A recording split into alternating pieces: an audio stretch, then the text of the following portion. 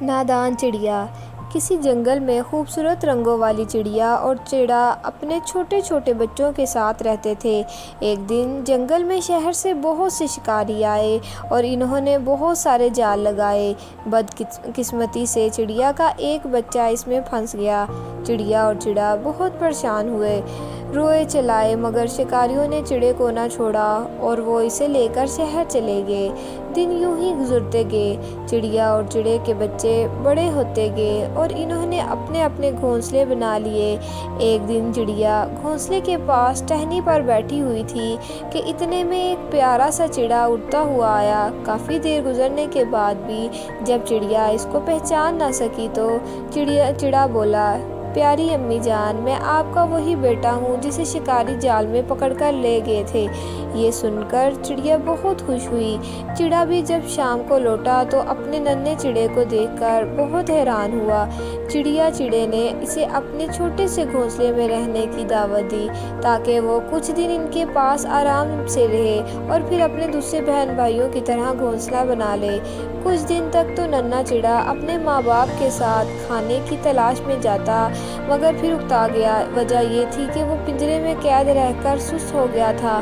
ایک دن اس نے والدین سے کہا کہ ایسا کرتے ہیں کہ چاچا بندر سے چھوٹے چھوٹے مٹی کے پیالے بنا کر اس میں خوراک ڈال کے رکھ دیتے ہیں تاکہ ہمارا وقت بھی تھوڑا لگے۔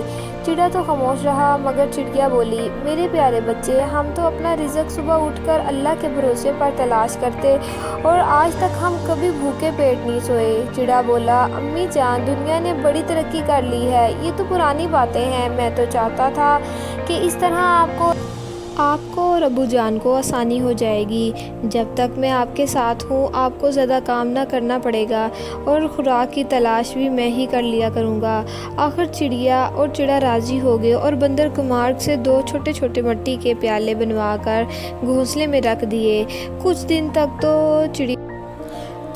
تک تو چڑے کا بچہ بڑے جوش و خروش سے دانہ دنتا کا جمع کرتا رہا مگر آخر کب تک؟ اس کی سست طبیعت اس کے کام میں رکاوٹ بن گئی۔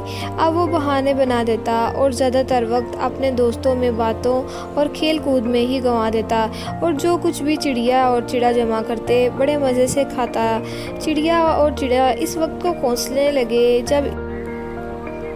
جب انہوں نے اس کی بات مانی تھی اور ایک گرم ترین دوپہر تھی جب جنگل کے جانور اپنی اپنی جگہوں پر لیٹے ہوئے تھے۔ چڑیا اور چڑا خوراک کی تلاش میں نکلے جبکہ ننھا چڑا کھا پی کر مزے سے ایک ٹہنی پر بیٹھا ہوا تھا۔ اچانک ایک بھوکا عقاب اڑتا ہوا آیا۔ اس نے اتنا موٹا تازہ چڑا دیکھا تو ایک ہی چست میں اسے پکڑ لیا۔ چڑا کیونکہ زیادہ تر بیٹھا رہتا تھا اس لیے وہ اپنی جان بچانے کی کوشش بھی نہ کر سکا۔ چڑیا اور چڑے نے واپس اپنے گھونسلے کی طرف آتے ہوئے یہ سارا منظر دیکھ لیا تھا۔ اس کے دونوں ماں باپ چڑا اور چڑیا دونوں آپس میں بیٹھ کے رونے لگے۔ پر وہ کہتے ہیں نا، اب پچھتائے کیا ہو جب چڑیا چگی کھیت۔